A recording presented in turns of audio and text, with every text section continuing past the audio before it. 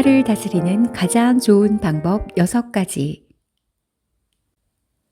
고대 스토아 철학의 대가 세네카는 화에 대하여 분노야말로 가장 파괴적인 감정이며 분노만큼 인류의 희생을 초래하는 역병은 결코 없다고 단언했다.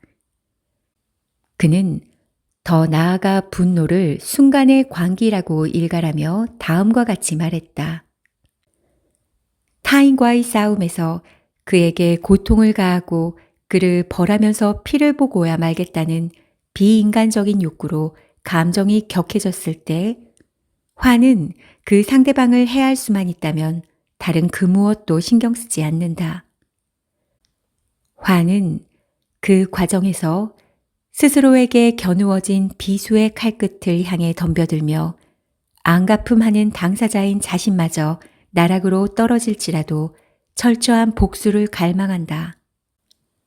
화는 마치 한순간에 와르르 무너져 내려 땅바닥 위에 거친 돌무더기로 변해버리는 건물과도 같이 자제심을 잃어버리고 품위를 내동제기치고 인간적 유대 따위는 아랑곳 없이 스스로 시작한 일이 무엇이든 오로지 그것에만 눈이 멀어 이성과 충고에 귀를 닫고 하찮은 이유로 격분하면서 무엇이 옳고 참된지 알아보지 못한다. 그래서 세네카는 살면서 분노를 다스리는 법을 배우는 것이 굉장히 중요하다고 강조했다. 다행히 대부분의 사람들은 화를 참지 못해 상대방뿐만 아니라 자신까지 파괴하는 최악의 결말을 원치 않기에 되도록 화를 내지 않으려고 애쓴다. 이때 화가 나는 것과 화를 내는 것은 다른 문제이다. 화가 나는 것은 지극히 자연스러운 일이며 어찌할 수 없는 감정이다. 그런데 그 화를 참을지 아니면 상대방에게 화를 낼지 그것은 전적으로 우리의 선택에 달려 있다. 하지만 그 선택은 결코 쉽지 않다. 왜냐하면 어떤 사람은 화를 너무 억눌러 문제가 생기고 또 어떤 사람은 화를 심하게 내서 문제를 만들기도 한다.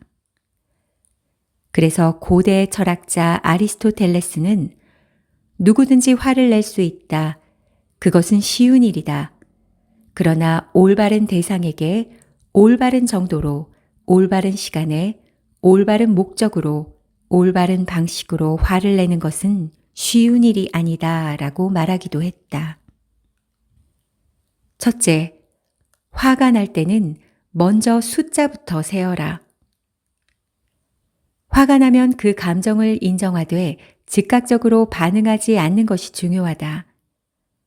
화가 나 참을 수 없는 상태가 되면 흥분해서 이성을 잃어버리게 된다. 그러면 아무 말이나 내뱉게 되고 돌아서서 반드시 후회하기 마련이다. 왜냐하면 분노 표출은 상대방에게 가장 뼈아픈 상처를 주는 것을 목적으로 하기 때문이다. 그러니 화가 치밀어 올 때는 일단 속으로 하나부터 10까지 세어보라. 숫자를 세는 동안 흥분을 조금이나마 가라앉히게 되고 끓어오르는 분노 때문에 잠시 잃어버렸던 이성도 되찾게 될 것이다. 둘째, 타인에 대한 최소한의 예의는 지켜야 한다. 눈 돌리면 화가 나는 것 투성이다. 왜냐하면 세상에는 이해할 수 없는 사람들이 너무 많기 때문이다. 부글부글 끓어오르는 마음을 가라앉히는 일에 집중하려는데 오늘따라 시비를 거는 사람은 왜 이렇게 많은지. 사람은 누구나 자기 기준을 가지고 말하고 행동하며 그것이 옳다고 생각한다. 그래서 한편으로는 타인을 이해하려고 노력하지만 다른 한편으로는 내 기준과 너무 다를 때는 마음에 안 들어 화가 나는 게 사실이다. 그럴 때는 누구에게나 각자 자기만의 기준이 있음을 다시 한번 떠올릴 필요가 있다.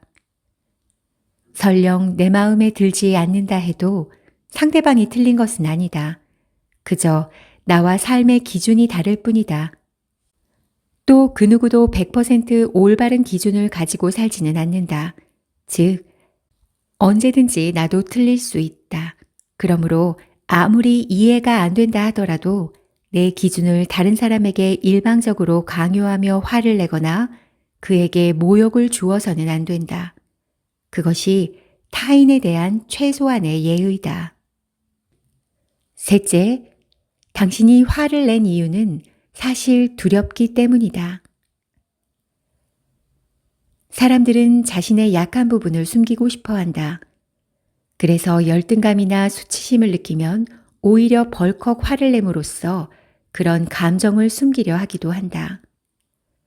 이러한 현상은 특히 어릴 적 남자는 절대 울면 안 돼 라는 말을 들으며 자란 남자들에게 많이 나타난다. 그들은 자신의 감정이 정확히 어떤 건지 모를 때가 많다. 그저 상처받았을 때도, 거절당할까봐 무서울 때도, 창피함을 느낄 때도 그저 뭔가가 잘못된 것 같은 두려움을 느낄 뿐이다. 그래서 두려움을 감추기 위해 불같이 화를 내며 남을 공격한다. 그러므로 화가 난다면 정말 화가 난 것인지 아니면 그 뒤에 다른 감정이 숨어 있는지부터 살펴야 한다. 화를 내는 것과 무엇인가가 두렵다고 말하는 것은 분명 다르니까 말이다. 넷째, 화가 났을 때는 어떠한 결심도 행동도 하지 마라. 화는 이성을 마비시켜 판단력을 사라지게 만든다. 그래서 어떤 사람들은 홧김에 이혼하고 홧김에 살인을 저지르기도 한다. 그러므로 화가 났을 때는 어떠한 결심도 행동도 하지 마라. 아무리 화가 나더라도 상대방에게 혹시나 피치 못할 사정이 있는 것은 아닌지 확인해 보는 것이 먼저다. 그리고 중요한 결정은 화가 가라앉고 이성을 회복한 후에 해도 늦지 않다. 철학자 발타자르 그라시안도 누누이 당부한 바 있다. 화가 났을 때는 아무 일도 하지 말라고. 하는 일마다 잘못될 것이라고. 다섯 번째, 화내는 것을 내일로 미루어 보라. 체코에는 내일로 미루어야 할 유일한 것은 분노다라는 속담이 있다. 세네카도 화에 대한 최고의 대책은 바로 화를 늦추는 것이라며 다음과 같이 말했다. 화는 오래 버티는 단단함이 없으며 단지 화르르 타오르는 처음의 격렬함에 편승할 뿐이다. 그것은 마치 해풍이나 강과 습지를 넘어온 바람처럼 처음에는 거세지만 그 수명이 짧다. 따라서 잠시 기다리는 동안 처음에 끓어오르던 기세는 누그러지고 마음을 뒤덮었던 어둠이 점차 걷히면서 화는 누그러진다. 그러니 정말 머리끝까지 화가 날 때는 차라리 입을 다물어 버려라. 무엇이 잘못되었는지 서로의 화가 가라앉은 후에 차근차근 따져보면 될 일이다. 그리고 될 수 있으면 화내는 것을 최대한 늦추어 보라. 화내는 것을 내일로 미루는 순간 알게 될 것이다. 당신의 화는 이미 누그러지기 시작했다는 것을. 여섯 번째, 인생에서 사람보다 소중한 것은 없다.